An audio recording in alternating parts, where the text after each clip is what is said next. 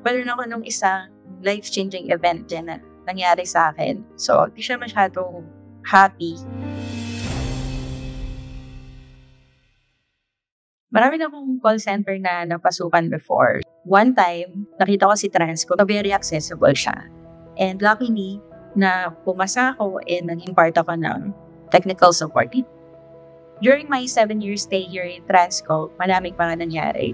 So, may masaya, then may iwasan na malungkot. Pero during that time, hindi ako nag-isa kasi andyan yung mga workmates ko. Every time, nandyan sila palagi pagka need mo ng assistance. Meron ako nung isang life-changing event din na nangyari sa akin. So, di siya masyadong happy. Pero, yan nga. Nandun yung TL ko para supportahan ako. Hindi lang sa pagtulong sa work, pati yung sa personal, yung mabifeel mo na nandiyan talaga siya na nag-care siya.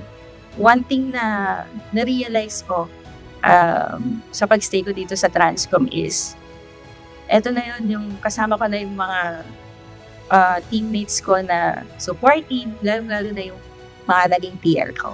Before, kailangan ko ng help, lagi silang open, and ngayon, ay masasabi ko na rin mga nakakatulong na rin ako dun sa mga bagong mga pumapasok kasi nga, through experience, nasi-share ko na rin at nakakatulong na rin ako sa mga bago namin ngayon.